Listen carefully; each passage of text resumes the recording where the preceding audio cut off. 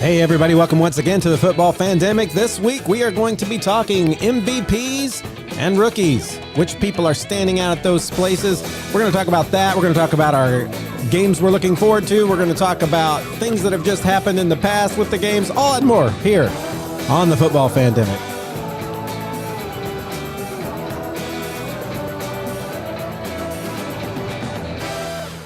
Guys, I think in the middle of that announcement, my voice cracked somewhere. Took me back to my teen years just for a second there. That's like Kirk Cousins on any time that he has a hard count, his voice cracks. I say pretty much me and Kirk Cousins were very similar in a lot of ways. Hey guys, it's good to be back with you two and you all out there. We are going to be talking about some interesting stuff going on in the NFL and with kind of our MVP outlook and rookie evaluations. But first, as always, we're going to talk about and react to some of the big headlines and news things that have happened around the NFL this week. We're going to be starting with a trade that never, ever should have happened. DeAndre Hopkins to the Kansas City Chiefs. If one team in this world did not need another good receiver, who is it? Kansas City Chiefs. I'm sick of them. Let's put quotations around good receivers, right? I guess I should say congratulations, Chief Nations and Taylor Swift fans. You guys have improved. And for all the other 31 teams in the NFL, I'm sorry about you.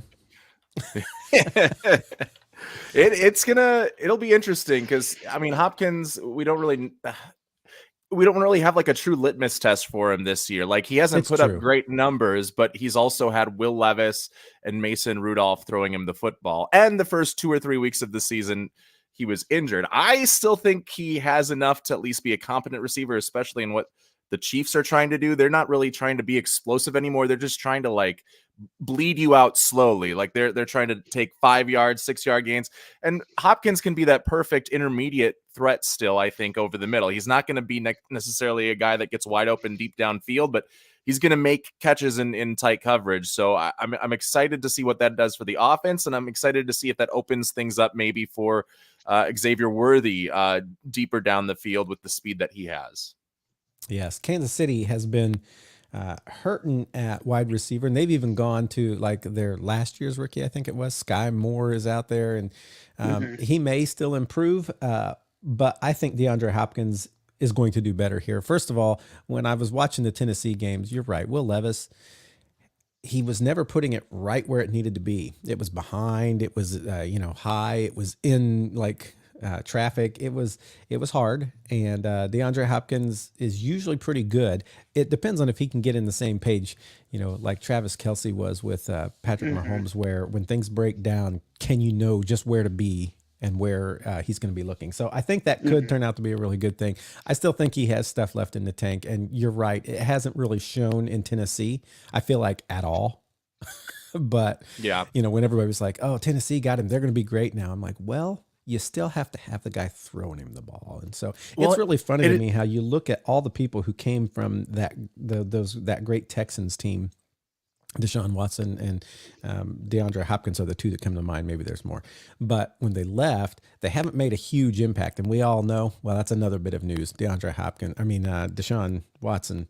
I'll just go ahead and get to this. Deshaun Watson, again, he played, 6 games in his first season because of all the legal troubles. He played 6 games, or was it only 5, in his second season. And I think he was on his 6th game this season when he went out for the year. Man, I think it was 6 and 6, because I remember thinking that's the number of the devil. That's perfect. Yeah, the numerologists are going to have a field day with that one. And the irony is, the Browns fans. the irony is that he was playing well in that game. This was the first time we saw him actually like start to get into a little bit of a rhythm, and then he goes down, and DTR behind him did not look good at all. Jameis Winston looked fine. But yeah, I mean, if it wasn't tank season for Cleveland, it's tank season going forward now.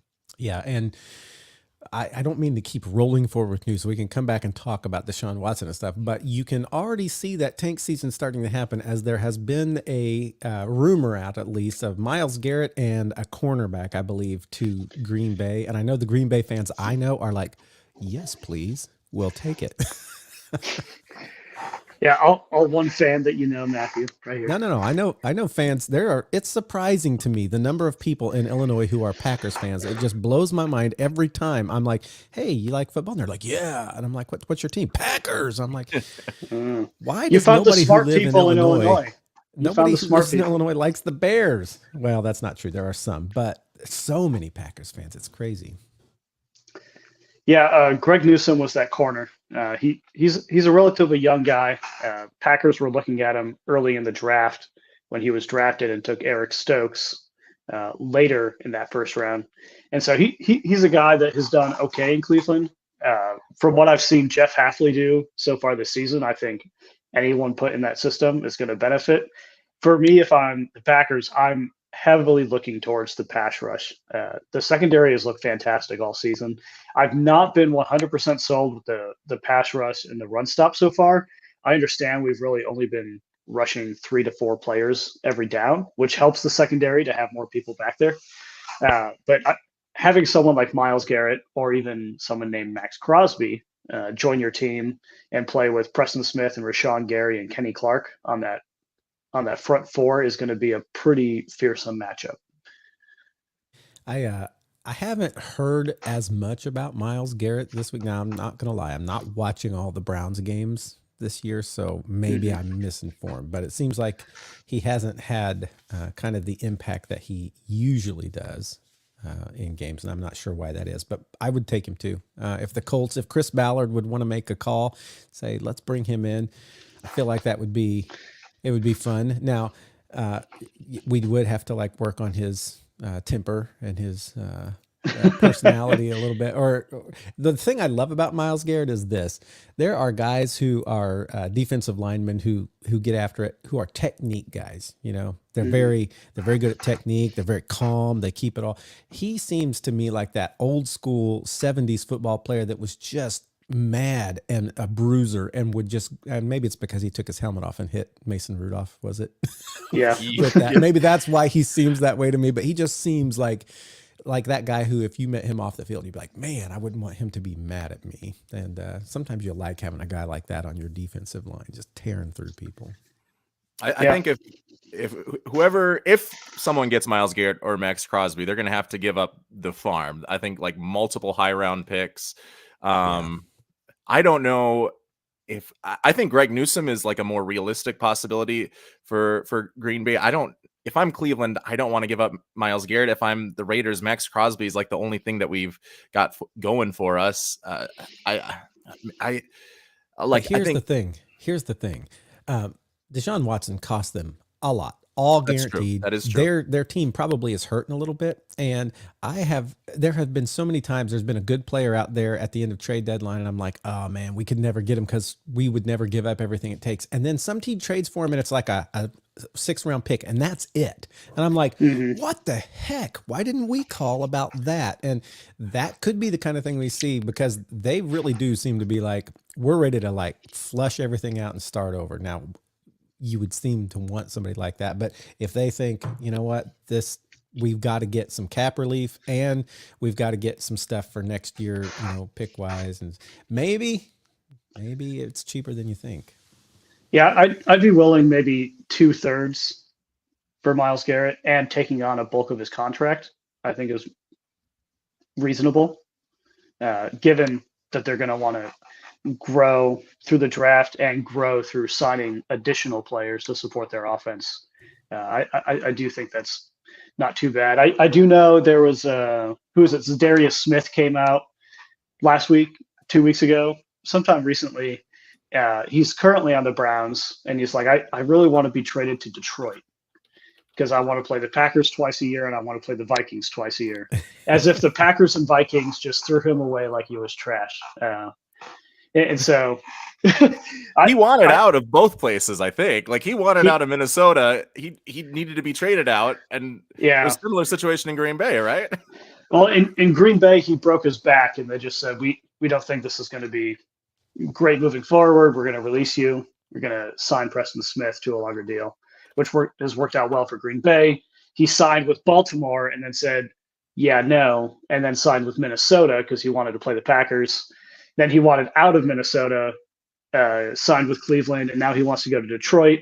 I can understand wanting to go to Detroit. They're a hot team right now. They're the number one team in the NFC.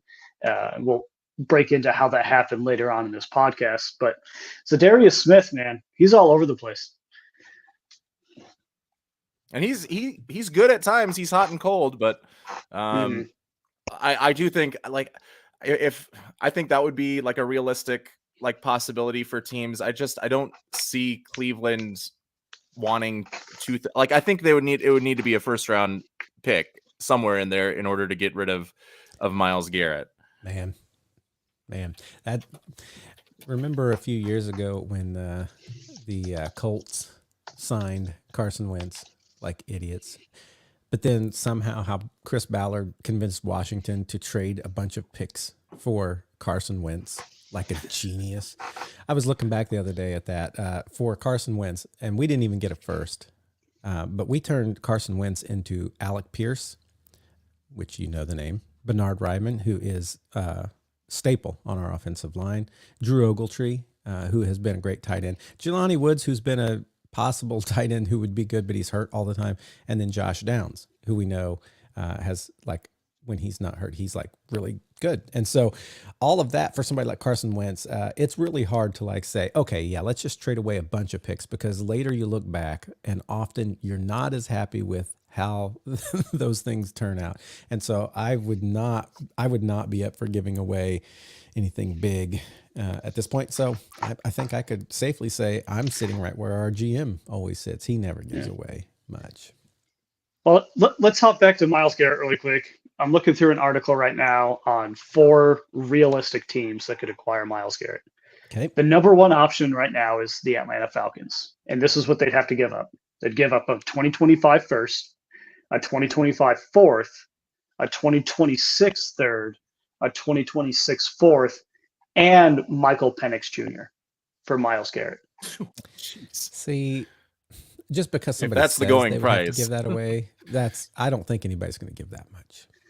All right, so let's look at option 2, according to this article. It's with the Detroit Lions, given the Aiden Hutchinson news recently. That would make more sense to me.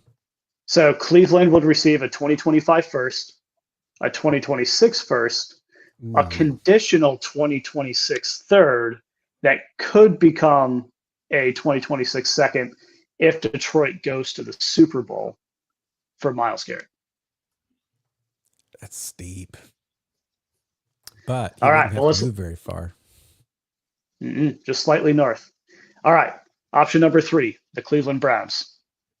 Oh, the Cincinnati Bengals. I was going to say they're going to trade them to different themselves, Ohio and they're going to team. give up 2 firsts to somebody. Yeah, what a hack right there, right? that would be Jimmy Haslam in a nutshell. It's like, yeah. Wait. All right, so the Cincinnati Bengals would do a 2025 first, a 2026 first, a 2025 third, a 2026 third, and a 2026 fourth for Myles Garrett. 1, 2, 3, 4, 5 picks. Man. And then let's look at the last option, according to this article. This is out of Bleacher Report. The Dallas Cowboys. So none of those were the Packers. None of them were the Packers. But this is someone's opinion, right? These are not always. Yeah. So take that as you'd like. We already covered what I'd be willing to give up for him. His contract is contracted 2/3. Yeah. Maybe I'll send you Eric Stokes as well. I think the going rate will be somewhere in between the 2/3 and then the lofty Michael Penix. Like it's not going to be. I feel like those are a little bit too much, those but I think a first round pick and then like maybe another first round pick or maybe a second round pick. Like, yeah, that's what I think the going rate for Myles Garrett would be, or Max Crosby for that matter. Yeah. Well, let's break down what Dallas allegedly would have to give up. First round picks in 2025 and 2026, and then third round picks in 25 and 26. So 4 picks total, 2 firsts, 2/3. They get Myles Garrett, which would be scary with Micah Parsons on the other side, but I feel like they're in too deep of a hole this year really to come out of that. And Micah Parsons has been hurt. And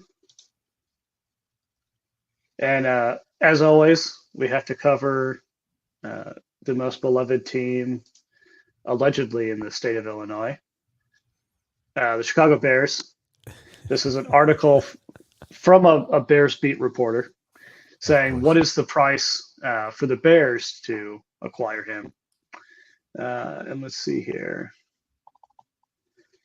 The Bears are saying they give a second rounder for Myles Garrett. Just a second rounder. Just a second. Of course, like we're all over the map here with compensation. In Bears fans' opinions, they think they could just give a second round, they get Myles Garrett. But usually, there have been some surprises with trades in the past, like Matthew mentioned. Justin Fields is one that comes to mind. He was a 6th rounder and a bag of peanuts. Right. And so they gave up a bunch to get him. That's why they think they can get so much for a second round. They're like, well, that's what we got. Yeah. And so maybe recency bias is clouding their judgment. I think there's going to be a lot of talks around him up until the trade deadline. I don't know if a deal gets done before. So I think we still realistically have, 10 days left before the deadline? Yeah. 10 to 14 days. Yeah. I think it's election day is when the trade deadline is. If it's oh my gosh. It's going to be so much to keep track of that day. I'll let the people do what they prefer. Myles Garrett to their team or the president they want. You don't get both. I'll choose Myles Garrett to my team. I'll just go ahead and say it right now. All right. So we know DeAndre Hopkins, that was a trade that happened, and I don't know what the compensation for that was, but I don't feel like it was outlandish. But I thought it was we know that like a 3rd round. Yeah, something like we do know that the Davante Adams trade happened, and we've already seen one on the field product in the very first few throws. I thought, man, he's going to be like the only guy getting the ball tonight. The first half looked like it could have been something, but then the second half went horribly, and Jets lost to the Steelers pretty badly. And then Davante Adams evidently had quite the heated speech for his teammates in the locker room. What do you guys think about that story? I haven't seen anything on the speech in the locker room after the game. I did know he was going to be heavily targeted throughout the game. That was not a surprise to me because I've seen it 10 million times happen. Every single game, he's like the number one target. And I think part of what it's going to be is it's going to be a new system moving forward. And I say system very lightly in quotations, where it's going to be Davante Adams is going to be the heavy hitter for the next few weeks. And they're going to use that leverage in those statistics to kind of inflate the market of what coaches are looking at, which right now is all situational stats. They're like, it's going to Davante, it's going to Davante, it's going to Davante, and then Garrett Wilson comes in. And he enters the chat. And so they're going to use him kind of as a ruse. And I know Aaron enjoys throwing to Davante. Davante enjoys getting the ball from Aaron. So it's not going to be super tough on the Jets, but they're going to be inflating that number as high as they can because they're going to want Davante double, triple covered to get some of their other guys wide open. And I know Aaron trusts Allen Lazard a lot. He trusts Garrett Wilson. He trusts throwing to his running backs. And so that's going to be a really dangerous thing when those stats start piling up and up and up and up and up for opposing defenses that are using like game time statistics on where the ball is going to go on 3rd and 6. Hey, Davante's running an out route, but you might not be knowing that he's just drawing people out to throw to Garrett Wilson underneath on the slant. Yeah. That's my opinion. And I think the big thing that Davante Adams said in that after game speech was, we don't have time and we can't lay down like that. That's not who our team is going to be. And he was pretty much like, we need to have some fire. We need more energy. That was not it out there. What I saw was bad. And he's right. They don't have time. They're at 2-5, I think. 2-5. And yeah, I mean, they've got to start winning if they're going to have any chance at doing anything this year. So let me ask this question.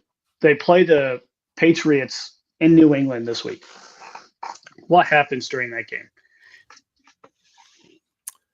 I think Aaron Rodgers is going to have a clean pocket for most of that one because the Patriots have no pass rush. I also think that Drake May can take apart the Jets a little bit in the passing game. Their passing defense hasn't been like great recently. Russell Wilson was able to have a renaissance against them, and I don't think that's going to be the Russell Wilson we have going forward. I think it's going to be a shootout. But I do trust the Jets pass rush, like Will McDonald, to get to Drake May a little bit more than, or a lot more than I trust the Patriots pass rush to get to Aaron Rodgers. So I would say the Jets win that game. I agree with that.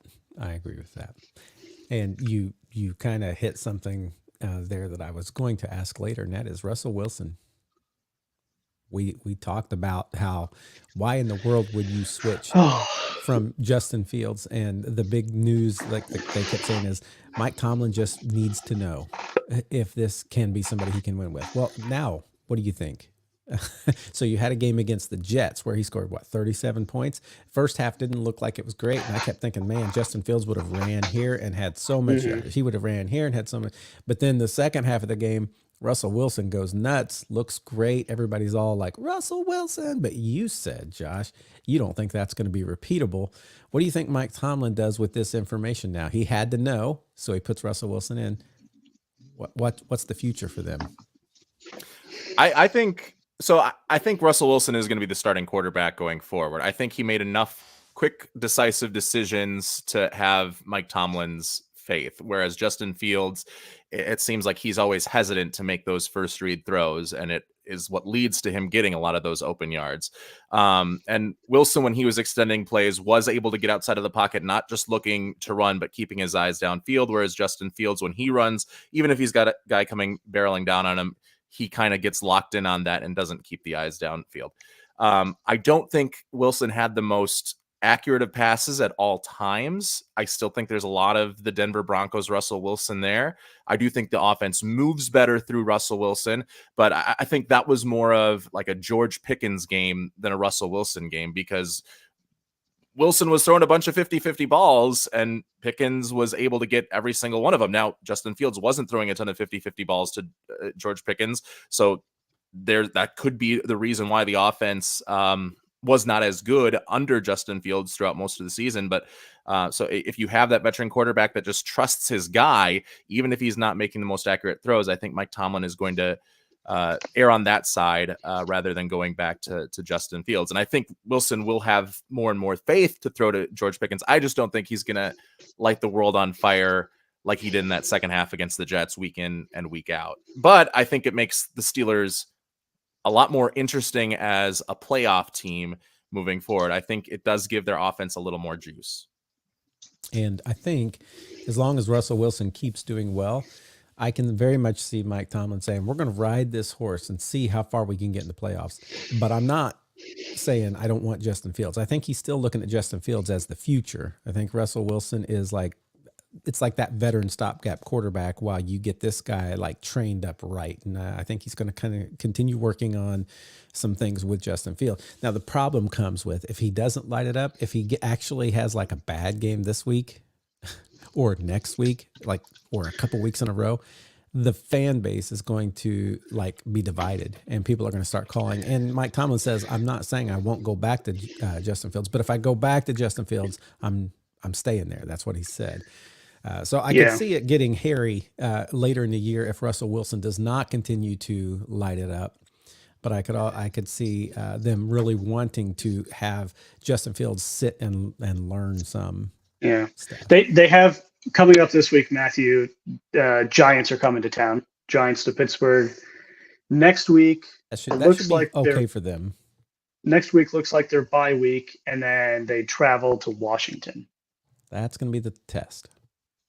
Yeah, I will say if Russell Wilson does look even an iota like he did against the Jets, I think the Steelers become a sneaky Super Bowl contender with that defense. I think they, and that's a big if, but I think that they could certainly be a team that comes out of the AFC and challenges the Chiefs if Russell Wilson can look like he did against the Jets more often. Mm-hmm. Wow, challenge the Chiefs. You're like shooting it all the way up there.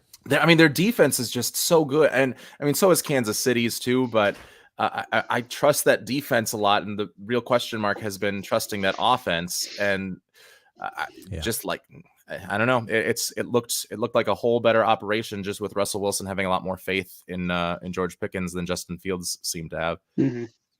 Yeah, I want to go and change players a little bit. I don't think we covered this last week, but Hassan Reddick has agreed to a deal with the Jets, and he's in the building practicing this week. And I think they've dropped all of his fines as a part of that agreement. I remember way back when he was being drafted, I wanted the Colts to draft him. They didn't. Hey, the trade deadline hasn't passed yet, Matthew. You can trade for him. Is it he's just now traded to the Jets? It's like that would be the shortest stay ever. Well, yeah. But he's back on that Jets defense that will make a difference. He's a very good defensive player and did a lot in Philly for that team. And so I could see that coming out to be another positive for the Jets moving forward. We talked about Pittsburgh faces New York next week, and I just casually said that should be okay for them, right? Because my lack of faith in the New York Giants. But evidently, when asked about this, the Giants have no intentions of making head coach or GM change at the end of the year. At least that's what they're saying right now. I tend to believe that when we get to the end of the year, that might change. I mean, I could see them not moving on just because Brian Daboll has been kind of stuck with Daniel Jones. He really hasn't had his chance to mold a quarterback like he did in Buffalo with Josh Allen. I mean, he had a chance to mold Daniel Jones, but that wasn't necessarily his priority because Jones was already there when he got there. So maybe they let him try to draft like Shedeur Sanders or Cam Ward in this upcoming draft and give him a couple of years with them. I could certainly see something like that happening. The GM though, I don't know. I mean, just with some of the Hard Knocks things and the owner, looking a little perturbed that they didn't even really try to go after Saquon Barkley, I think the GM could be a little bit more in danger than Brian Daboll. I agree 100%. And I think the GM was the one that gave that big contract to Daniel Jones. Now they're going to have to figure out, all right, why did we do that? And what do we do with it? And go from there. So yeah, I could see the GM maybe getting a little bit of a change. But Bryce Young back in. Andy Dalton sprained his thumb, so we are going back to Bryce Young in Carolina. I don't think that increases their chances in any way, but he's back. So yeah, first round pick. First overall pick. Yeah. First overall. Because they would have it this year, right? They didn't trade this year's first to the Bears as well. It was just last year's first. Is that right? I think it was just last year's first. But okay. You know what? I don't remember, honestly. They gave the sun and moon to Chicago for that. So I don't fully remember, but I do think they have their first round pick this year, and they could get first overall again. Maybe they go quarterback. Man, how sad though, to be in a franchise where you spend first overall on a quarterback, and 2 years later you do it again. Ugh. Or wait, is it 2 years later? Yeah, it'd be 2 years later. I think having him start the rest of the year is the right move. I think when they benched him, it's like, well, maybe Andy Dalton can keep us in contention for like the playoffs, but now the season's over, and it's like, well, let Dave Canales see what he can get out of Bryce Young. I don't expect them to get too much out of Bryce Young, but you now have a good 10 games left to see exactly what you have moving forward and can make that decision. Maybe the time off has made him a better quarterback. Maybe it helped him develop more. Who knows? But I would not go back to Andy Dalton once that injury comes back, just because you want to see if there's a slight, you have an Andy Dalton. You want to see if there's a slight chance, like a lottery ticket, that Bryce Young hits throughout the rest of the year. And then if not, then you can just start a clean slate and let Canales get, much like Dable, let Canales get his guy moving forward. Yeah. So here's some news. Puka Nacua is expected to be back this Thursday, I think, for the Thursday game. But here's the other interesting news. Cooper Kupp has been on the trading block a bit to see if any interest will be drawn.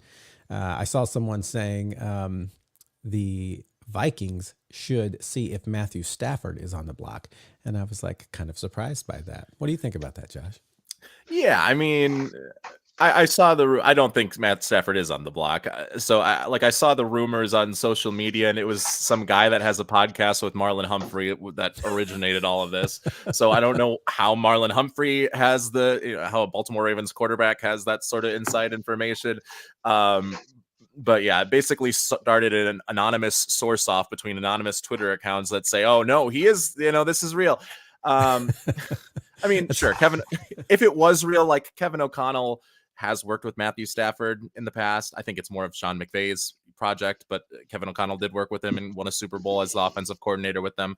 I don't know. I mean, I think it is an upgrade over Sam Darnold, but I mean, you have JJ McCarthy waiting in the wings, and I think that would be something that could challenge. I don't think it's a big enough of a gap to make a move that you have to give up draft capital for probably a rental quarterback for considering like that changes the locker room dynamics, changes the chemistry that Darnold has with his receivers. I just don't think at this point that would be worth it. I would be interested in Cooper Kupp. I don't think the Vikings have much interest in him, but person like Kevin O'Connell got him the offensive player of the year, schemed him open all over the place. So I would be interested in that. Not as much in Matt Stafford. Yeah. And Cooper Kupp, it's like, it depends on what they ask for. If they're asking sun and the moon, well, he was a good player, but no. But if the price is right, yeah, especially the fact that they have that history together, and he was constantly thrown to, like when I think of like a receiver that I know the quarterback is going to throw it to, and everybody on the other team knows they're going to throw it to, and yet they can't stop it. I always think of Devontae Adams and Cooper Kupp. Those are the two that come to mind. It's like everybody knows the ball's going there. In that Super Bowl they were in, I'm like, everybody knows he's going to throw to Cooper Kupp, and there would be like 2 or 3 people around there, and yet it would always go in. It would always be caught. And so, yeah, it's great when it works. Let's see, what else in the news? Let's see. We talked about Deshaun Watson being out. That means Jameis Winston starting. You guys feel any like love for me? I feel like that team is already in such disarray. And if they're really letting some of these pieces go, I think poor Jameis is in another place where he's just going to kind of fill time and be gone. He's not going to revive in this. But anybody think otherwise? Nope. I think if you want to tank, you go to Dorian Thompson-Robinson whenever he gets in healthy, because I think Winston can stumble you into a couple of wins that you don't want. I mean, he's going to make a ton of mistakes and lose you a lot of games, but he has a big enough arm where he can win you some games too. Accidentally eating those dubs, right? Yes, but Dorian Thompson-Robinson, like, he was bad. He was missing open receivers that were 5 yards away from him multiple times. Like his passes were so inaccurate. He was a good runner, but like I don't know. Yeah, I think that's the guy that you go to if you're Kevin Stefanski and trying to get your next quarterback for next season. I think it's interesting because out of all the 1-win teams, which I think there are 4, right? There's the Patriots, the Browns, the Titans, and is there one more? Yeah, Panthers, right? I think out of all of those, I think you're seeing the most aggressive tanking moves from Browns and Titans. I think the Carolina Panthers just have a natural tank to them. They're naturally not good. And I think the Patriots are actually going to try and win a few more. I don't think they're expecting to end up at the bottom, but it's going to be interesting to watch that tank race as we move forward with those teams. And of course, there are some 2-win teams that could still slip in there, but interesting. Any other big news before we move on to talking about MVPs and rookies? Not out of me. Nothing for me. Okay, actually, yes, I do. I do have one. Psych. It involves a potential new coach in Green Bay. We had in town this week, right now, as I'm talking, 30 minutes north of me on 1265 Lombardi Avenue, Robert Saleh is in the house at practice. And there's a lot of history between Robert Saleh and Matt LaFleur, which I knew, but I just forgot it because it wasn't super relevant to me, right? This is just what the media outlets are putting out right now. Matt LaFleur was the best man in Robert Saleh's wedding. They've been in multiple organizations together. Robert Saleh is at Matt LaFleur's house this whole week, working with him. Reports are that there's a contract being worked up, a super cheap contract, because he's still getting paid a crap ton by the Jets. that was a fully guaranteed coaching contract, for him to come on in a fluid coaching role. And so we know Robert Saleh has a number of ties in Green Bay. When he was the defensive coordinator in San Francisco during one of the most ruthless defenses we have seen in the modern era, his DB's coach was Jeff Hafley, our defensive coordinator. And so there's a lot of familiarity there, lots of familiarity between Matt LaFleur, Robert Saleh. When he was asked about it in the press conference yesterday, Matt said, we kind of want him on the offensive side of the ball because he knows what the defense is going to do. He's been one of the pioneers for the modern, aggressive NFL defense that we're seeing storm the league right now. And we talked a little bit about before recording the podcast, Matthew.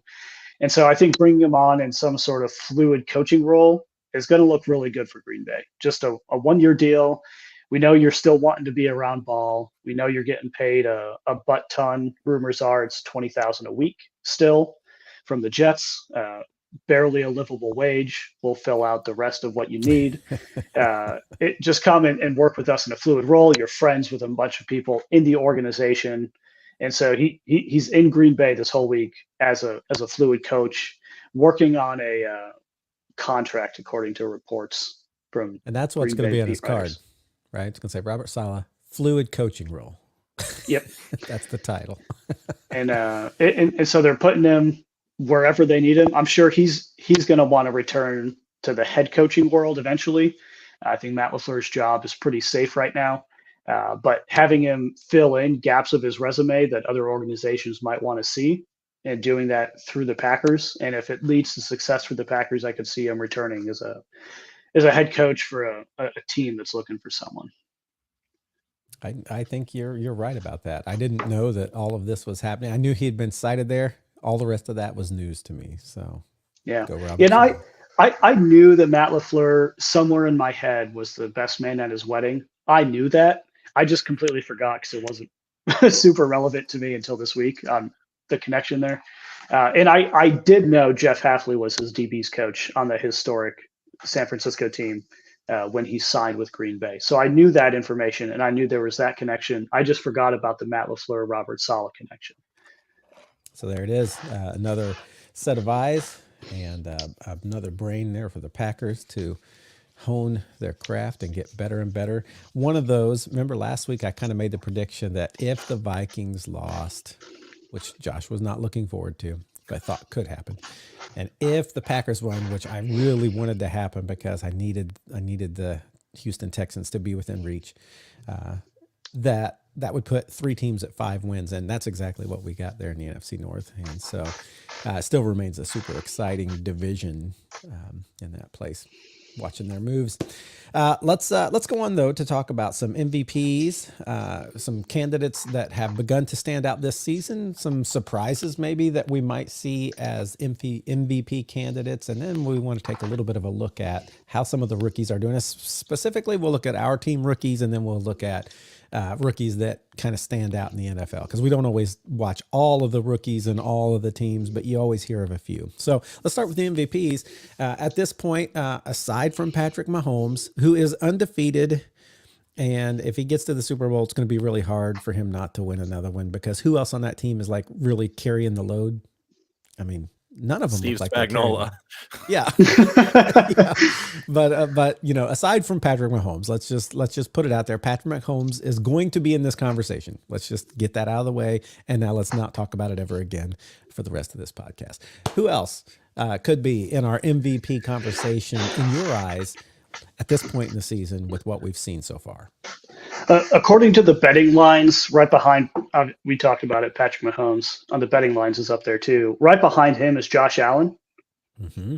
And we've talked about Josh Allen, I feel like ever since we started this podcast. I was going to say, every year it feels like at this time of the year, he is high on that list of possible MVP candidates. And then somewhere by the end of the year, it's like there are 2 or 3, 4 names above him. And he's like in there, kind of, but he's not really there. Mm-hmm. So what do you think it'll look like at the end of this year? According to this article from Yahoo Sports, it says for Josh Allen to realistically get the MVP and to sway the voters, Buffalo Bills need to get the #1 seed in the AFC. That's like the most requirement for okay. For getting that vote. And then they also need to.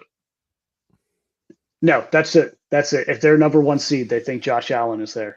Here's the thing, though. If they're the number 1 seed, but Kansas City still beats them and goes to the Super Bowl, there's no way he's going to get it, right? Well, the voting is done before the postseason. Before the playoffs. That's the ticket right there. Yeah. And then third place behind them is Lamar Jackson. Yeah. And I think a sneaky candidate too, because that offense is very, very different than it was last year. And we've talked about it so far. Derrick Henry's not looked half bad. If he continues to put up the numbers he's putting up now and he hits around that 2,000 mark. Yeah. Yeah, I mean Lamar Jackson's coming off a game where he threw 5 touchdown passes and just looked like unbelievable again. So like, I don't know. When you look at the odds right now, it's like 15 or 16, 17 quarterbacks before the first like non-quarterback for MVPs is there, and that's Saquon Barkley. But that's pretty much the way it always is. The Right. MVP is a quarterback award, and even though no one will say it, occasionally a running back slips in there, and a wide receiver I think has got it a couple times, but I don't think a receiver's ever gotten it. No, why did I receiver feel or like, tight end? Calvin Johnson never get that? That was Adrian Peterson's 2,000 yards year, so he got the MVP that year. Yeah, but no receiver has ever received it. Like Aaron Rodgers, Geno Smith, Kirk Cousins, all these guys. Oh, okay, no, never mind. Derrick Henry is there right after Baker Mayfield. So he's the favorite non-quarterback guy right now. But yeah, it's probably going to be a quarterback. I think some like maybe sneaky under the radar candidates would be Jared Goff, just because he's going to put up the numbers and that, like, he almost had he completed the first 19 passes against the Vikings last week, and it's not necessarily because he's making these really contested throws. It's just that Ben Johnson knows how to manipulate linebackers and coverage and get Amon-Ra St. Brown the football or Jahmyr Gibbs underneath, and that's gonna like not pad Jared Goff's stats, but it's gonna make them look even better than what he's doing. He's gonna have more yards on these like 5-yard dump off throws, and he's gonna have a super high completion percentage, a lot of touchdowns. So the numbers at the end of the year by Jared Goff in a really dangerous offense, I think, are gonna be good. And then another one that I think that is kind of a little bit down there on the list would be Joe Burrow. I think if the Bengals make the playoffs this year, it's going to be because of Joe Burrow, and he has the weapons to also put up those lofty numbers. So I think if the Bengals do make the playoffs as like a wild card team or something, I think Burrow goes into like the top 5 probably for me. But I think Goff and Burrow are some of the sneaky ones. Yeah, I think the Bengals actually get to 500 this week. I think they're going to beat the Cowboys. And they're finally going to start being like, people are going to start talking about like, oh, what are the Bengals going to do this year? Because up until this point, it's been like, oh, I don't know about those Bengals. So we'll see there. But yeah, those are good calls. I think out of all of them right now, if I were to decide right now, I'm looking Lamar Jackson, just because, like you said, that offense is so crazy that he can do whatever he wants. He's throwing touchdowns more than he's like taking off and running, but he can still run. He has Derrick Henry to kind of give him so much, so many options, so much cushion. I think it's going to be really hard, but again, he's one of those that at the beginning of the year, I feel like we're always talking about Lamar Jackson, and then somehow it trails off toward the end. Hopefully this year, that's not the case. I say hopefully, but if somehow my Colts get in there, then hopefully everybody falls off. Okay, so that's MVPs. Let's talk about some rookies. First, let's talk about rookies from our team. Each of us talk about a couple of rookies that have impressed you, or what you think of like the top few, and then we'll talk around the league, the ones that are not on our teams that have stood out. I guess I'll start since I'm sitting here saying this. We started with the first defensive guy off the board, Laiatu Latu, and he's had some games where he's had a significant impact, and he's had some games where he's just been in there. I think he's still learning, but I am happy with Laiatu, and I look forward to seeing him grow. I have said on this podcast many times, I was spoiled and didn't even know it for a long time when we had Dwight Freeney and Robert Mathis, and just the excitement of watching two edge rushers just dominate other teams week after week. it was so exciting. We don't have those two ends, but we have, Buck, and if Leatu can kind of get going, and we've got, I told you earlier, Miles Garrett was like this guy who just looked like a mad guy. I think Grover Stewart for us is that guy. He just looks like, man, I wouldn't want to meet him on the street. And he's been getting in and doing some stuff in the midst of Buck being out. By the way, Buck is participating in practice this week and looks to be back, so that's good. But we have, we have some people there. But I'm really hoping that this rookie, who we took first for us as the first overall defensive guy chosen this year, I hope he continues to become that edge rusher that is growing and talked about and feared in the league. We'll see. I'd love to have that again. But when I look at our other kind of the big name, A.D. Mitchell, it's a mixed bag for me. I think he has a lot of potential, and hopefully will continue to grow. And I know receivers typically hit their peak about year 3, right? But this year, I have seen so many targets go to him that were dropped. And maybe they were a little off. Maybe sometimes it didn't look like he was flat out trying as hard as, like Michael Pittman, who Michael Pittman can make any catch look really hard because he goes up in the middle of 3 guys, grabs his thing. He gets like mauled all the way up and down, and he still brings it in. And so you kind of begin to expect that sort of thing. And you see Josh Downs, who, had the rookie reception record last year, and he was hurt a little bit and then came back, and he's looking great again. He just looks like he's always ready, and when he gets it, he can take off in a flash and get some yards. A.D. Mitchell, in comparison to those two, and of course Alec Pierce is getting all those bombs. So maybe it's just like I'm not seeing Adonai Mitchell do what I was hoping he would do right out of the gate, but I'm hoping he grows. Right now, I feel like it's a mixed bag. And that's the 2 rookies I'll talk about. How about let's go to Josh, rookies on your team. Well, I am going through the list. JJ McCarthy injured, had a good preseason game 1. That's about it. And then obviously the cornerback that we drafted, he died in a car accident before the season. Walter Rouse, Michael Juergens, Levi Drake Rodriguez, those guys haven't really seen the field. Really, like Dallas Turner and Will Reichard are the only ones from our draft class, and so both the Alabama guys. Will Reichard's been automatic as a kicker. He's knocking down 58-yard field goals left and right, and they said that if the Vikings did not get a penalty on the spiked ball that they threw at the end of the Lions game that put him back 5 yards, they would have attempted a 68-yard field goal and had faith that Will Reichard could have made it. I don't know. Maybe they've seen him in practice, but they didn't want to give him a 73-yard chance. So Reichard, great, and hopefully solves like a 4-decade-long issue of kicking woes for the Minnesota Vikings.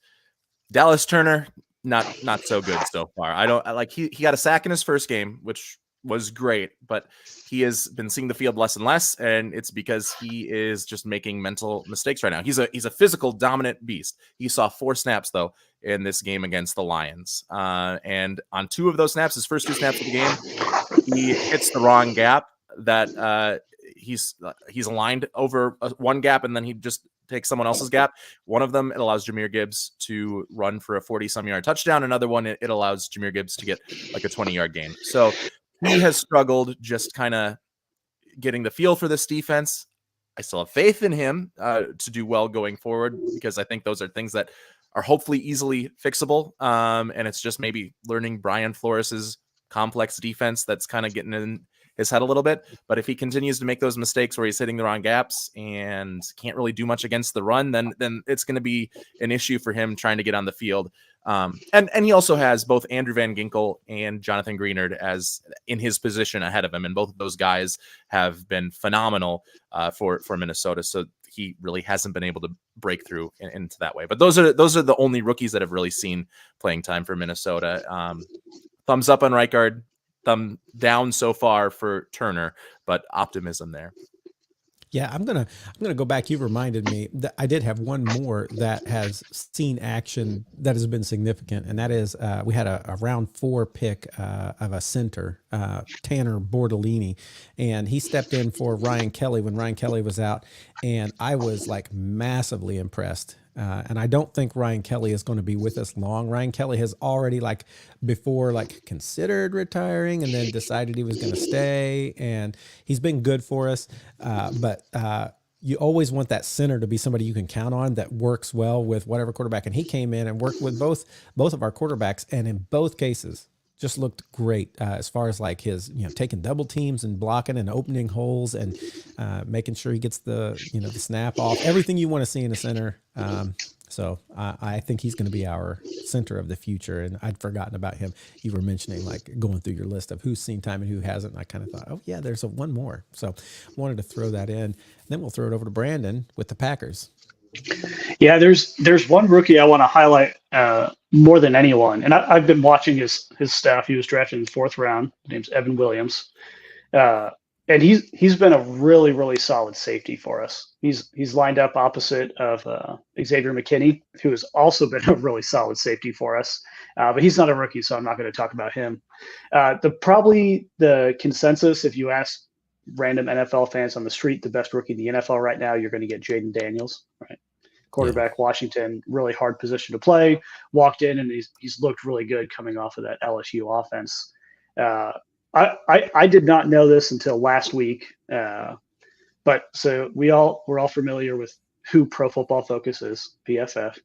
They put out every week a list of their top rookies, and this is based off of how well they do at their position, their overall grade on everything they do. So it takes out a number of stats that might inflate the difficulty of the quarterback position, and I understand. Right now, Jaden Daniels is 3rd amongst all rookies in the NFL. Still really good. Caleb Williams is somewhere in the 15 area. Put that in perspective. Number 2 is Brock Bowers, the tight end for the Raiders.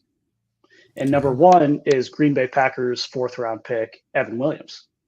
The number 1 rookie in the NFL, according to Pro Football Focus, on what he's been able to do. And he had a really big stop on a 2-point conversion from Texas this past week. The Texans, they gave the ball to Joe Mixon, stopped him for a 2-yard loss. And the Packers also won that game by 2 points. And so he's been really smart in the situations he's been playing in. Pro Football Focus has recognized him as the top rookie in the NFL right now at his just playing ball. And so it's been really good to see. 4th round pick. He's not going to get a ton of highlights for that because he's not one of these guys that teams gave up the sun and moon for. He was just drafted in the 4th round, day 3 pick to Green Bay. And so I'm glad we have him. I'm glad to see his development is going well. I'm curious to see how teams are going to perceive his weaknesses and start attacking his weaknesses and what's going to happen there. It's really going to define a lot of what he does. And we'll continue to watch him from there. I know Jordan Morgan, our 1st round pick, he was a tackle in college. We converted him to guard. Very common transition in the NFL. He's been doing okay, not over the moon about him. He hasn't made any life-saving blocks so far this season. So I'm curious to watch his development more too. And Javon Bullard is a guy that we haven't seen too much play on the Packers side. He's a secondary member. His 2nd round pick that Green Bay took up. I'm curious to see how they're going to continue to develop him and throw him on the field more often. Let's talk about some of the standouts from around the league. You've mentioned a couple there when you were talking about that stat from PFF. Jaden Daniels, I think I would agree. I think he's come in and just done a superb job with the Washington Commanders.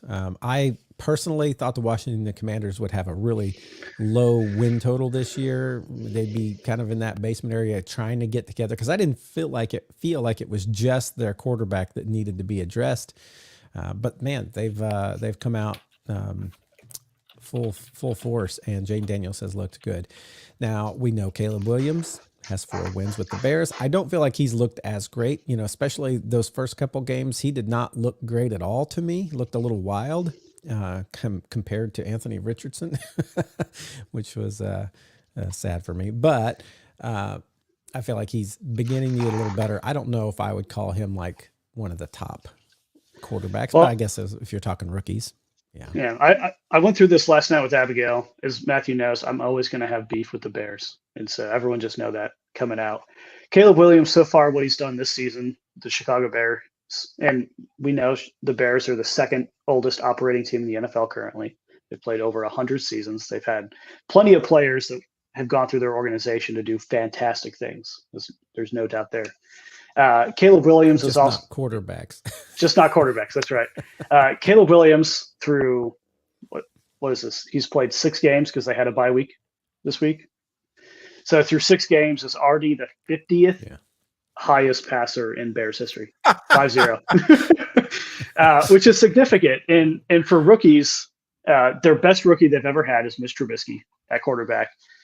He's already halfway to Mitch Trubisky and what he's done in his rookie season. Wow. In just 6 games.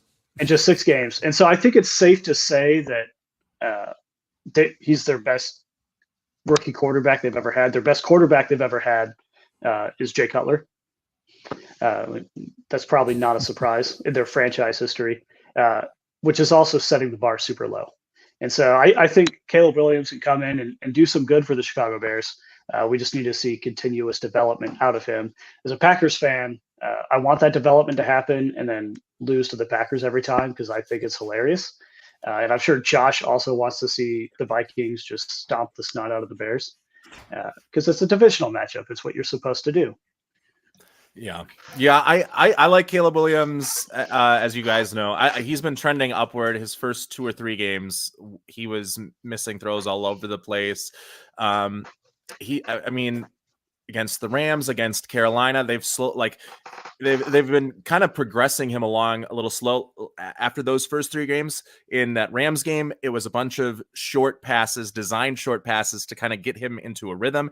And then they gave him a few more intermediate routes in the Panthers game, and they really let him sling it against the Jaguars in London heading into the bye. So he is on an upward trajectory. I really think this whole quarterback class is going to be one of those like the 2004 class or the 1983 class, because like Jaden Daniels, a stud. I think Drake May has been really good, especially given in his 2 starts, given what he's had to work with in New England. We talked about Caleb Williams. I like JJ McCarthy. We haven't seen anything outside of the preseason. I had him high on my draft board. And then I also like Michael Penix, and it'll be interesting to see what he learns from Kirk Cousins moving forward. So I really like the quarterback draft class. We're not going to talk about Bo Nix. I don't like him. I was going to say, you left out Bo Nix. that was purposeful. Bo Nix, I don't know. He can run the football in some of these broken plays, but man, that Thursday night game last week, we all saw, I mean, you probably all saw the reactions on social media. He had 2 guys open on the same side of the field, one on a shorter route, one on a deeper route, and he split the difference and hit nobody. Like it's and there was another play where he has 10 seconds, literally 10 seconds in the pocket, and he one-hops it to a guy in the flat. 5 yards away, he one-hops it to him after 10 seconds. So that's my Bo Nix rant. Another guy that another guy that I really like is Jared Verse, because he is getting like pressures on every single play. It's going to be interesting to see how he does against Christian Darrisaw and Brian O'Neill tonight in that Thursday night game. But so far it has been phenomenal for the kid out of Florida State. Like I think he had 8 or 9 pressures in this most recent game against the Raiders. He's been all over the field, and he is the biggest bright spot on that Rams defense. Who's your biggest running back out of this class? Who's your favorite running back that we've seen out of this class so far? My favorite going into it was Green Bay's guy, Marshawn Lloyd, but he's been injured. Man,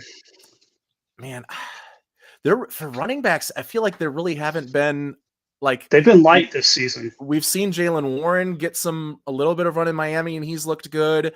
Jonathan Brooks is going to come back. I mean, unless I can think of someone else, I think Trey Benson has done Breland Allen. Bucky Irving has been really good with the Buccaneers. So I would say Bucky Irving's my top running back so far. He's been getting himself more and more involved in that offense, and where he was like a 3 carry a game guy early on in the year, he's kind of splitting carries with Rachaad White right now. I like Breland Allen as well. Kind of a quieter guy out of New York. He's splitting stuff with who's the gentleman there now out of Iowa State. After a single mark, Brees Hall. Brees Hall. Yeah. Breland Allen's like he's also a Wisconsin guy, which is why I know a little bit about him.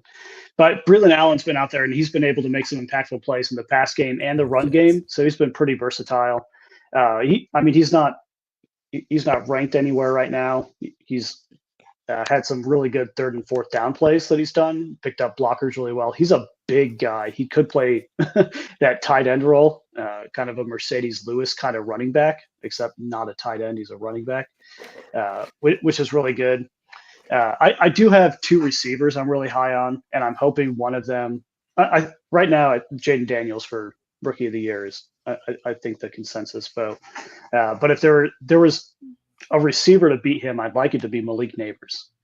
He's gone out on a really poor Giants offense and made some serious contributions and some unbelievable catches as well. He had a touchdown catch just a couple weeks ago, not in by more than a blade of grass. And so that was a huge transition that he had from college to NFL, because the touchdown rules are slightly different where you don't need the 2 points. You can have the 1 foot and still be good.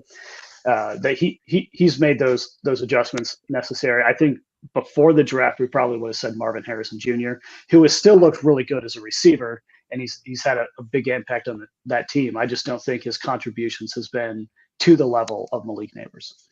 And we got to go to your hated team. What do you think of Roma Dunze? He's trash. Next. he hasn't looked great. Like the thing on him was he is a contested ball guy that gets open like contested ball guys most can't, but I haven't seen him get open a whole lot and he's definitely the 3rd option in that 4th option, maybe even behind Cole Kmet in the passing game for Chicago. Yeah. I think I haven't seen Neighbors anything. is who I would have loved to have gotten, but you would have loved Marvin Harrison Jr. too. Yeah, I was going to say we would have definitely. I mean, just from a history standpoint, I think most Colts fans would have rather us had Marvin Harrison Jr. I would have been really happy with Malik Neighbors too. I think the Colts tried to trade up to get Malik Neighbors. It didn't work, but oops, sorry. Go ahead. Yeah, I personally love Malik Neighbors a lot. He was one of my late round fantasy picks, and by that I mean the middle round fantasy picks. Just after like all the main guys went, I picked up Malik Neighbors. I'm like, I like this guy because Marvin Harrison Jr. was the consensus. He was going to be the best receiver. I think he was slept on a little bit, at least within our fantasy league, on the impact he was going to have with the Giants. And his LSU teammate, Brian Thomas Jr., also has been phenomenal. I think because Neighbors was out for a couple of weeks, Thomas is like the leader in most categories for receiving rookies. Which with Jaden Daniels, Brian Thomas, and Malik Neighbors, how did LSU not get into the college football playoff last year is certainly a question for whoever the head coach of the LSU squad is. Former Notre Dame guy, Brian Kelly, I think is his name. Oh, but yeah, so all 3 of those LSU guys have looked phenomenal so far. So we've talked about, you mentioned Brock Bowers as a tight end, has been graded highly. I can't think of any other big tight ends that come to mind. Off the top of my head. It's so hard with tight ends. You can just look statistically. They don't really have back-to-back great years. Last year was Sam Laporta's year, and he's been a little bit more of a sleeper guy so far this season. He still had meaningful impact. But there's always just 1 or 2 tight ends that pop out of the weeds early on and have a great season. Kyle Pitts had that in his 2nd year. Travis Kelce was like the big name for a long time as the most consistent tight end. Even in Baltimore, Isaiah Likely, he's getting snaps over Mark Andrews right now, which is something completely unheard of that we would never imagine going into this season. Yeah, most years. Here's go ahead. Oh, sorry. Here's just the top 5 tight ends rookie tight ends. Brock Bowers, we've all heard of. Tell me if you've heard this name for number 2, Jaheim Bell. Nope. Anyone? Nope. No. Ben Sinnott, Tip Riemann, nope. Jared Wiley. Those are so like that's how tight ends are going. To answer that question. Yeah. And so I was getting ready to say that most years you don't hear about offensive linemen at all, as far as like, man, these guys are really sticking out, unless it's Quentin Nelson because he was drafted, I think, what was that, 6th, 4th? I can't remember. We drafted him 3rd. Or Joe Alt. Or Joe Alt. Yeah. So some years you'll have a guy that everybody's watching. This year, I can't think of an offensive lineman. I mean, there may be, obviously I said, I love our 4th round center, but that's like not somebody that the nation is talking about. Defensive rush, we've talked a little bit about. I think there are going to be some eyes on Leatu Latu just because he was the first defensive guy drafted, and you guys have talked about some other guys. What about cornerbacks and secondary? Andrew Phillips out of New York. He's been a significant contributor as a corner. Going into linemen, Zach Frazier as well in Pittsburgh playing center has looked really good. Rookie guy. Just want to make sure to highlight him. Even with him in a unique position, trying to adjust Justin Fields and Russell Wilson, 2 different styles of quarterback. He's done really well with that. Hey, that's what Tanner's got too. He's working between AR and Joe Flacco. Yeah, 2 very different. Yeah, that's right. As far as cornerbacks, I've liked Terrion Arnold so far. Kenyon Mitchell hasn't had to do too much in Philadelphia. And then Nate Wiggins was the other guy that was drafted in the 1st round. And I feel like he's been up and down for Baltimore, and he didn't see a lot of the playing field early in the season. Is getting more run right now. So I feel like the jury is still out on defensive backs.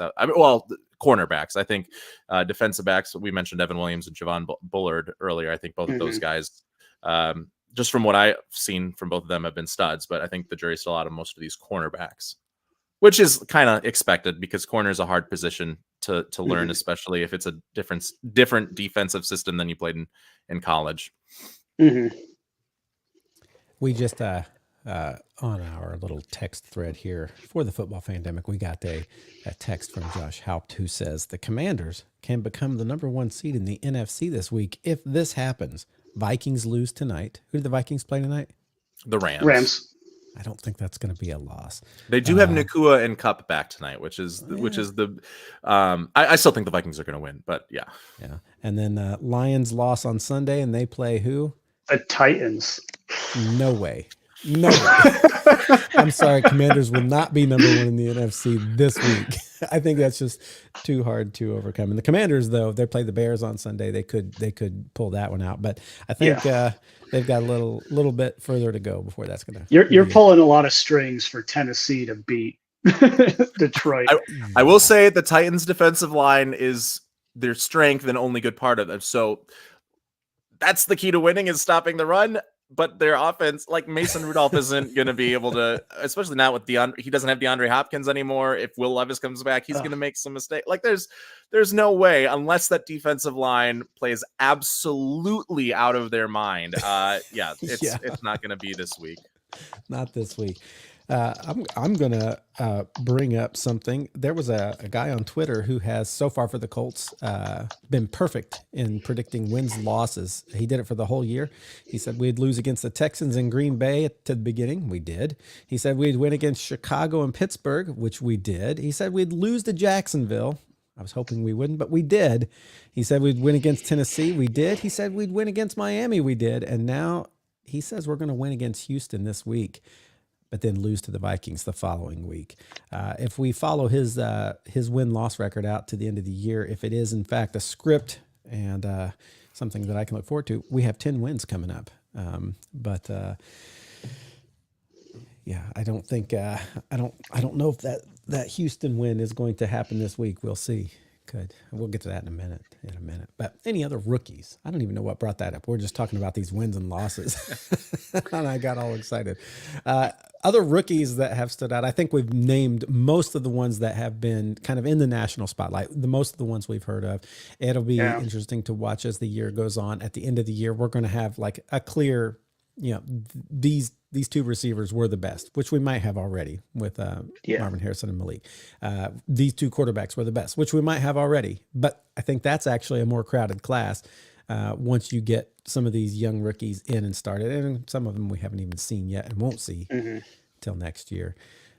But yeah, keep an eye on the rookies mentioned, and we'll see where they all go. Let's go ahead and get to our marquee manure and my games for what. Well, first let's kind of review what happened with each of our games last week. I always like to take a step back and look at like how did our team do last week, and I mentioned that we played Miami and won, which was good.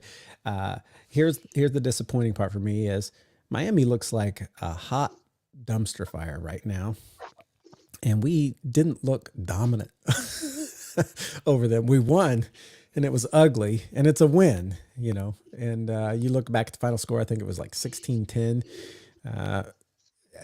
There were so many points in that game where I'm like, I don't think we're going to win this. And we did. Anthony Richardson is still not looking great in his throwing abilities. Sometimes he'll look bad, and then the next week he'll come out and like look really good for a couple drives, and you're like, I think he's starting to get it. And then he'll look, not great again. But I'm not saying he's bad. I'm not off the Anthony Richardson bandwagon. I think he is young. He has played very little. I know it's his second year, but I think he's going to continue to get better. We do need to see a better effort than that if we really hope to do some wins later in this season. And I'm hoping it's going to come together. We are getting some pieces back that have been out. DeForest Buckner and who was the other big one we're getting back? There was another player. But anyway, we did win. Jonathan Taylor. How could I forget that one? I'm like, who's the other big player we might be getting back? Maybe just the only person that most people would draft off of the Colts in fantasy football. Jonathan Taylor. Yeah. And I do think that makes a bigger difference than most people. Well, I don't want to say most people realize, but like some kind of average fans who will just be like, yeah, but you have Anthony Richardson. It's like, yeah, but when you have Anthony Richardson and Jonathan Taylor, that's a whole different beast. It's like Derrick Henry and Lamar Jackson versus just Lamar Jackson. It makes a difference. So looking forward to what can happen when these people get back in the lineup and Anthony Richardson continues his development. But this last week, it was rough. The only thing I can be thankful for is Mike McDaniels and crew looked a whole lot rougher. Man, they're in a bad place right now. I will say some of those Richardson misses, like most of the bad misses were early on, and I think he played better than his like completion percentage looked. I think a lot of them, he was throwing more contested balls that were like after the first couple of drives where maybe he's getting into a rhythm a little bit and coming back from the injury. After that, I feel like more of his passes were accurate and it weren't these like bad, wild misses. And it was just like into tight coverage. Yeah, and I think I've gotten spoiled by expecting the fourth quarter is going to have at least 2 60-plus yard bombs to Alec Pierce. I didn't see those. I'm like, what's going on here? Of course, those are usually Joe Flacco through. Well, no, both of the quarterbacks have thrown those to him. But yeah, while I will say, I was getting ready to say about Miami, I think I just saw on social media somewhere that they have won one game of a team that ended up greater than 500 in the last 2 years, 3 years, 2 years. It's not good. I mean, when you look at like what Miami has had, when they've had Tua and Tyreek there, to have only beaten one team that ever ended up greater than 500 in the last 2 years, that's not a good endorsement. The picture on the social media was Mike McDaniel sweating.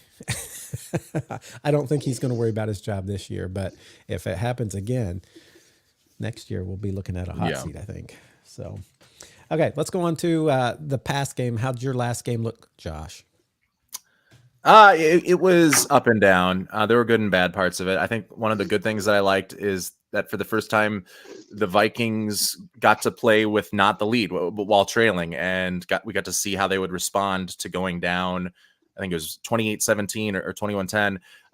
And they responded well. They got back into the game and they ended up taking the lead. So, the biggest question was, we've seen Sam Darnold play with the lead. Can he bring a team back into the game? Can he make those throws? And for the most part in that second half, he did make those throws. Another good thing is I think our defensive line held up pretty well against the Lions' offensive line. Jared Goff had to get the ball out quickly a lot of the times, and it wasn't always against the blitz. Jonathan Greenard had a huge game just getting to the pass rusher, play in, play out. He only finished with 1 sack, but he had a ton of pressures in that game. And like, that's the cream of the crop for offensive lines. And we were able to handle them pretty well, except when Dallas Turner, as we talked about earlier, when he was on and he was going to the wrong places. What I didn't like was our linebackers in coverage. They were not sinking deep enough into their zones, and it allowed Amon-Ra St. Brown to just like get underneath the safety, get behind the linebackers, and catch a bunch of passes. We also had some of those mistakes like we talked about with Dallas Turner, and then another one on a long Amon-Ra St. Brown touchdown pass. Our safety, who's supposed to be playing man on him, Josh Metellus, just kind of sits there. His feet like look sunk in the turf, and Amon-Ra St. Brown goes right past him. And at first I thought, okay, maybe they're playing cover 2 and that's not his guy, but everyone else is on their man. And Amon-Ra St. except for Metellus on Amon-Ra St. Brown. So there was no back safety help. He was supposed to cover that guy and he just didn't. And then still like not completely sold on Sam Darnold, even when his numbers look really good. He had a pretty bad interception to Brian Branch in that game. And on the play, he like before the play, audibles tells Aaron Jones, hey, go run out into the flat right here. He does. Aaron Jones wide open in the flat. He looks at him. He would have had at least 20 yards if he throws it. Instead, doesn't take it, throws that interception. And it was bad. And then another time they tried to do this. They did it against the Giants. They fake a screen out to Justin Jefferson and then send someone on the wheel deep downfield. That worked. Jalen Naylor got wide open. Darnold did not take the shot. Again, he was looking right at it. Instead, decided to run the ball. So he's still not making these quick, decisive decisions that you like to see out of your quarterback. The arm talent is there when he does make those decisions, though. So that's the good thing. And he's not making the terrible decisions that he made outside of that one interception that he made when he was with the Jets and Panthers. So he's making a lot more neutral decisions, which can hurt the offense in different ways, but he's not making those back-breaking decisions. But I thought it was going to be a double-digit Lions win, and it was it was decided in the last seconds. So I think that is a positive. I feel good about the Vikings moving forward, and I think their defense, their defensive line is going to be legit here throughout the rest of the season. Yeah, 2 point. Was it 2 points? 2 points. Yep. 2-point loss to a team like the Lions. You can, not that you ever feel good about a loss, but you can feel better about that than, like you said, if it's a double-digit blowout sort of thing. Yeah. Yeah. What about the Packers? Speaking of 2-point losses, that did not happen to Packers. They had a 2-point win over the Houston Texans. I was at the game at Lambeau. Beautiful day for a football game. The weather decided to come up to 70 degrees. Everyone, you could see they were shedding their layers. They were not bundled up anymore. And this was one of the top 5 defensive performances we've had against an opposing quarterback this century. Where I think the only quarterback, there's 3 quarterbacks that did worse. Justin Fields in 2021, when he was young and a rookie and reckless. You kind of expect that. And then before that, 2003, whoever the Vikings quarterback was. And then 2001 against whoever the Lions quarterback was. So not real big name people. And CJ Stroud is added to that list, which makes me feel good. I'm hoping you gave the whole NFL the blueprint how to beat CJ Stroud. Yeah, hire Jeff Hafley. That's the blueprint. The blueprint is run stunts and twists to the inside with your edge rushers, because the Houston offensive line has no way. Like they just did that again and again and again, and the Texans were never prepared for the outside guy coming inside and getting to the quarter. Like the pressure was fantastic, and I think Brian Flores is going to send a cease and desist to Jeff Hafley after. Yeah, it was great. We saw Xavier McKinney with a sack as well. He's been known so far this season for his interceptions and really close defensive zone and man coverage, really aggressive in those roles, and got his first sack of the season. didn't look like he was going to blitz. Their offensive line did not pick up that he was going to blitz, even though he was lined up on the line. They thought it was going to be a false blitz, didn't pick him up. He got a sack very quick. It was on third down, a big third down as well. So perfect time for that to go in. The Packers offense, I had some concerns with ball control. Jordan Love did throw 2 picks in the game, both of which were in crucial areas where we needed him not to throw those picks. That allowed Houston to get 10 of the points that they got. One was a touchdown run through Joe Mixon. The other one was a field goal. And it really did come down to the last second. Brandon McManus, as I mentioned, was our kicker for this game. We cut Narvison. He went off, signed a contract with San Francisco, and then missed a bunch of points as the San Francisco kicker this week. But he's no longer my problem. Brandon McManus came out, had a drill, I think a 48-yard field goal to win the game. D'Amico Ryans comes out, calls a timeout to ice the kicker. Pretty standard call by most head coaches in the NFL. He went back out after the timeout, kicked the ball right through the uprights. The entire stadium went absolutely crazy. That put the Packers up 24-22 with no time left on the clock.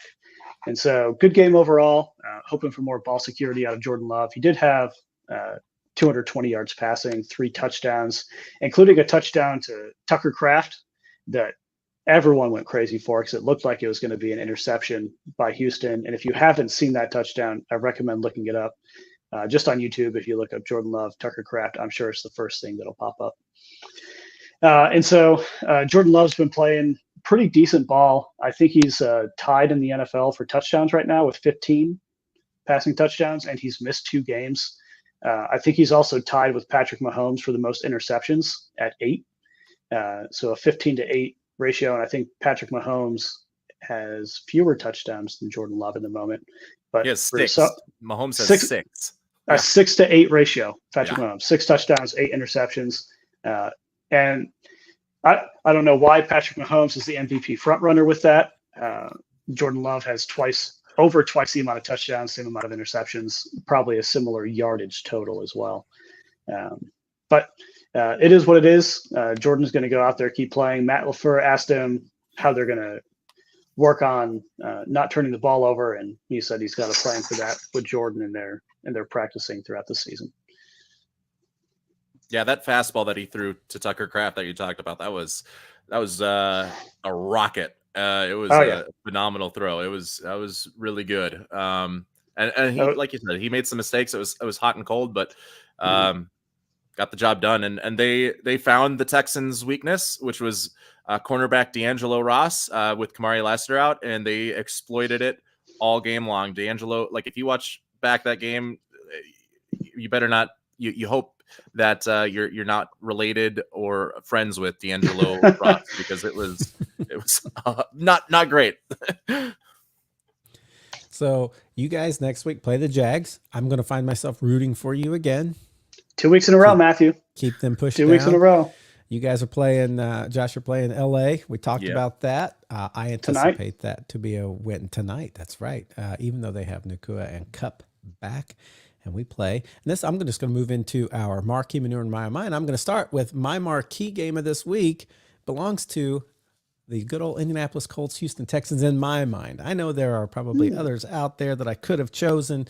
But for me, this one decides who's first place in, it would put us at tied for first place. But since they beat us once, and if we beat them once, I'm not sure how that's going to, the rest of the schedule stuff. But it's a big game for me. And as I look through the games this week, there's not a ton that are like compelling to me. I see a lot of them like, that's a really good team against a really bad team. That's like 2 bad teams. That's like, I don't know what's going to happen there.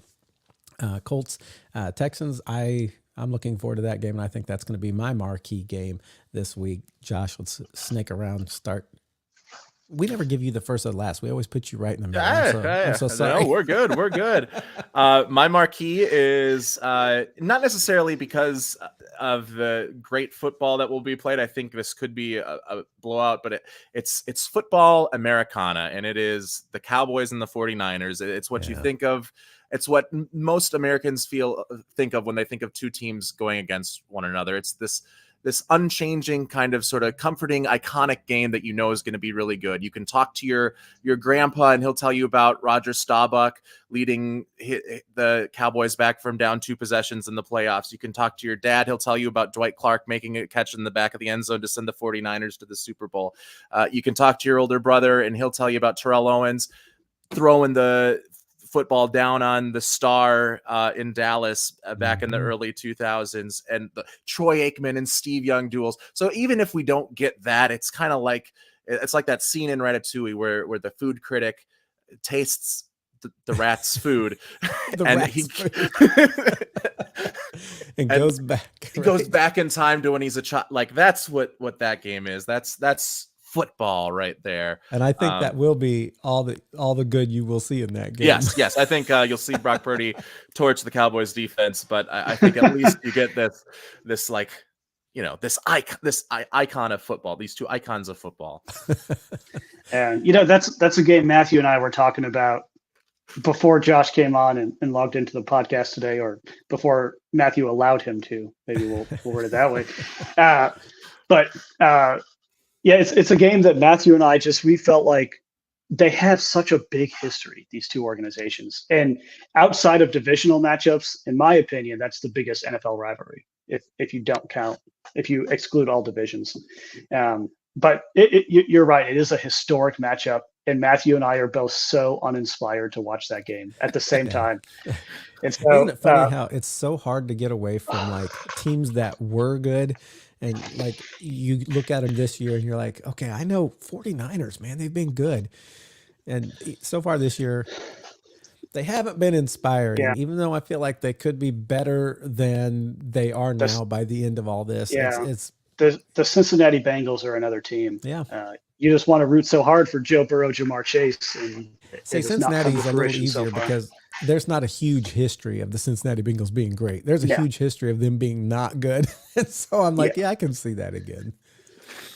Yeah. Well, for my marquee game, I'm going with a really good divisional matchup. Two teams that are at the top of their division fighting it out. And I'm curious to see where it's going to end. You're picking Colts and Houston finale of this season. Nice. A different South matchup. The NFC South, I'm going to go Falcons at Buccaneers. We've seen both of these teams have ridiculously hot streaks during games, and I think they've already played once this season, and it was a very good matchup. One you're going to want to go back and watch the highlight reels of. I know both of these teams are going to be looking to beat the living snot out of each other, and that's what I imagine good Americana football being. So when I watch this game, if I watch this game, I don't know if it's during the Packers game, there's a 100% chance I am not watching it, which it is. So there's a 100% chance I will not be watching it because the Packers are playing. But when I go back and review this game, it's going to be one of those that it's just like the winter comes in, you take that first bite of hot soup, and everything's just right in the world. There it is. Well, going from that beautiful picture of marquee and fall football, let's go to the manure, the thing you don't want to stick in your mouth. What's that going to be for you this week, Brandon? And we'll come right back. Plain and easy, Titans at Lions. We alluded to this earlier. It's just such an uninspiring game. If you just want to like go and root for Dan Campbell to beat the living snot out of a dead corpse, this is what you're going to get: is Titans at Lions. Josh? Panthers Broncos. Most of the time, I feel like it's just whatever game Bo Nix is playing in. It helps that Bryce Young is also going to be playing in this game, and I think you're just going to get some bad quarterback play. The Broncos defense is special. The Broncos defense is good, and they'll play good against Bryce Young. The Panthers defense is not good, but they'll look good against Bo Nix because Bo Nix will have some questionable throws. So not looking forward to Panthers and Broncos as one of those late afternoon games. I had Carolina and Denver as a possibility, but I went with Arizona, Miami, mostly because Miami has just looked so bad, and Arizona has not inspired me. I always, like I said, I'm looking for Marvin Harrison Jr. to do well because of the lineage, but I don't really have a lot that's going to bring me to that game, Arizona, Miami. And so I put them in my manure. And going from my oh my, I was going to pick Atlanta, Tampa Bay at one point, but I'm going to flip it over to Philadelphia, Cincinnati. I think that's going to be an interesting and surprising game because I do think Joe Burrow, they've got 3 wins now. And I think this is the place where he may get back to 500. I think Philadelphia, especially once they got back Devontae and AJ Brown. I think they have a chance to look a lot better. I wouldn't be surprised for either of these teams to win. And I think it'll be a good game to watch. I think that's going to be my of the week. Josh? I'm going to go with, assuming Jaden Daniels is going to play. I know we're not sure. I'm going to go with Bears Commanders. I think it's going to be fun to watch the top 2 quarterbacks from this draft. The number 1, number 2 overall picks go at one another. It's like, it's kind of a litmus test for both of them. It's the first time they'll face each other. It could be like the foreshadowing of years to come in the NFL. If these two are going to be the best quarterbacks from this class, it could be, the first time Peyton Manning matched up against Tom Brady. Who knows? Will it be? We don't know, but it could be if this class is as good as it is, and if these two teams can kind of come out of their manure, like the Colts and Patriots did back in the day. It's always fun to watch how rivalries start. And I really do think, the whole Indy New England thing was Peyton Manning, Tom Brady. I mean, that was the main force behind that. There was no big other reason why we would hate New England like we did, or they would hate us. Wouldn't it be weird if Washington and Chicago became like rivals for the next decade? That'd be weird. I think Chicago's rivals with everybody. Yeah. Chicago with everybody. Both notable matchups. I looked at both of those for my oh my game. I figured those 2 would be taken, so I took a different route. I'm going a cross-conference matchup. I have Bills at Seattle. That's a good one too, yeah. Yeah, both teams have been looking pretty good so far. Both teams are both leaders in their division. The Bills could lose a game and the Jets could win, and they would still be 2 games behind. So the Bills technically could afford to lose a game. You don't want to. There's the hint. Seattle's also top of their division, but only by 1 game above San Francisco and Arizona, both looking to claw back into that number 1 spot and secure their divisional playoff spot. So I think Bills at Seahawks is going to be a fun matchup to watch. I agree. I almost picked that one as my marquee game, but Colts went out there. So glad you all did. Good games. All good games. All right, guys. Well, I think that's going to do it for us this week. We've got some good games to watch. We're going to come back here next week and talk about those and the whole state of the NFL. And we're glad you could join us today. We'll catch you guys next time on the Football Fandemic. Bye now.